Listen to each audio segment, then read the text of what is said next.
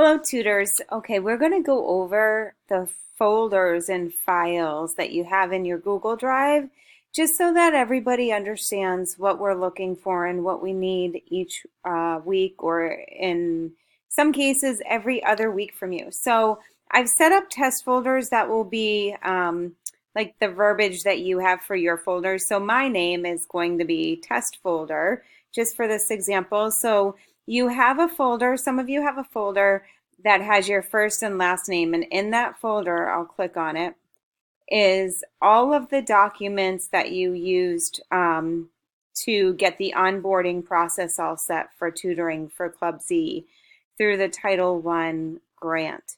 Some of you chose to just print these out and you've given to me that way. So these are null and void, they're blank documents. So I will end up going through and deleting them for you. So you won't need to worry about that folder.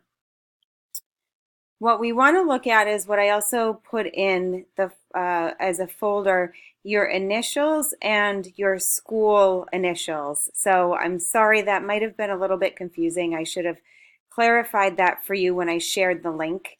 So when you click on that, so we have test folder, you'll have your invoice, your attendance, and your summary. So let's go through your invoice first. So every other week you will be submitting your invoice. And again, I think I mentioned to you in the group when I met with you that you will not need to worry about sharing it with me. You can, that's okay. But you don't need to do that because everything is happening in real time and I will be able to access your invoice, which I will be doing each week when they're submitted in order to get your payments processed and cross-referenced with the attendance sheets. So all you're going to put in this invoice, you can put the date. So this week it will be January 24th, 2020. You can number your invoices, which I highly recommend you do because eventually you're going to be saving all of these in your Google Drive folder and we don't want to get them confused. I will also be printing them out. I always keep hard copies because we never know what technology will do and if it will cooperate. So I will always have hard copies, so just know that in case you ever need one. So all we need in this column here is the student group. So the day. So you want to put, I have an example here just to show you. So let's say this group is Tuesday. You can also use the abbreviations for the day. That's fine too. What the time is. So you want to say 3 o'clock to 4 o'clock. And the grade. So just as you see up here, if you keep it uniform and in that same format, it will be easy every week. You don't really need to change that. The only thing that will be changing is the weeks over here. So so you have your group and it will be easier if you end up putting in the dates in this way. So that way you're not typing endlessly. So let's say Monday was not a holiday. So that would be 2 hours here. So just a reminder that you get paid per group per hour. So it's $25 per hour. I'm sorry, per hour. You're getting paid per hour, not by student, just so you are aware of that. So that's why we don't need your student names here. We only need you to put the day, the time, the grade, the dates that were tutored, and how many hours, and then what your hourly rate is over here. And then just double check. I always do anyway when I do the invoices, but sometimes this does not add in the total. So you do want to check that. And then also over here, in the event that someday if the bank is not cooperating, the automatic payment is not cooperating, I will send out a hard copy check in the mail to you. So always put this here, and when you do it once, you won't need to do it again, but I like to have a backup plan just in case technology is not working or cooperating that day. And then over here, once I print them out, this is where I do approved by and I sign them. So what you're going to do each week too, let me move this screen for you if I can.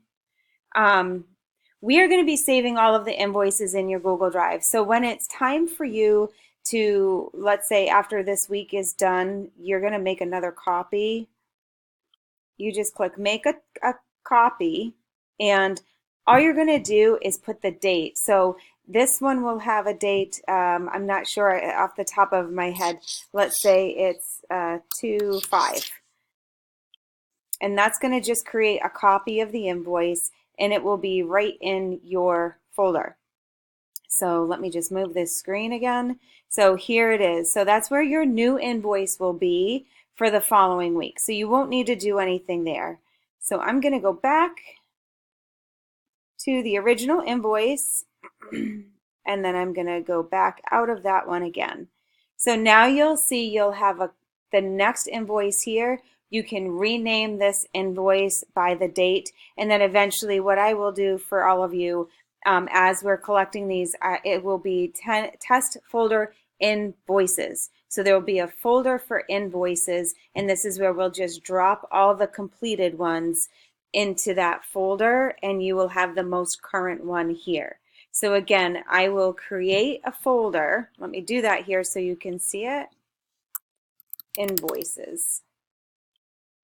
And then what I'll do for the old invoice, I'm going to move it over into the invoices so you don't need to even look at it.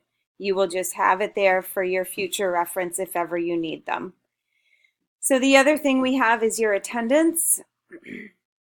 So when you do your attendance, all you're going to do is put the name, student names, the grades. So once you have your roster up, which I think everybody does, all you're going to be changing is the date and then whether they're absent or present.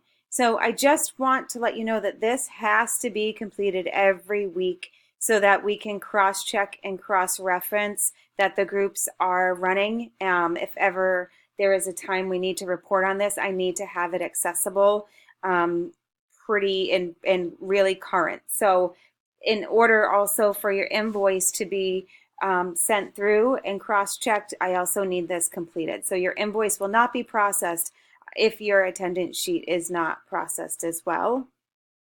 So let me go back here, and then we'll do the same thing as far as making a copy. You will open this. I think everybody has a handle on it, but you will, I'm sorry, I'm trying to move the screen for you and it's not cooperating. Okay, you will open with Google Sheets, and then you can also make a copy the same way that we just did with the invoice. Your tutor summary. Until we have further information, all you'll be doing here is you'll put what the week is, week of, or week ending. Let's say it's January, sorry I didn't put a capital, January, and I can't spell, 24th, 2020, student's name, let's say it's test folder, tutor's name is the same, the session date, 1 hour ELA. So instead of for individual students, which you can do as well because you will want to make notes, all you'll put in here, and you can even delete these lines, is all you're going to put in. Let's say it's for kindergarten, so worked on CVC words, short, the five word sentence completion, and you'll just fill it in that way. So you can work on, you can put just simple notes that make it easy. So if ever we need to look back, or we have a question, or a parent has a question, we can say this is what you're working on. And then this will also make it easier when it's time for you to put things together, when it's time for the progress notes, and when it's time also for our reporting, or if we have a substitute, this could make it easy as well. So I hope this was helpful. Please let me know if you have any questions, or email Stephanie. We are here to help. We want to make this as smooth and seamless as possible for you. We're always available through via email, or you can send me a text. And again, I look forward to hearing from you, and let us know if you have any questions.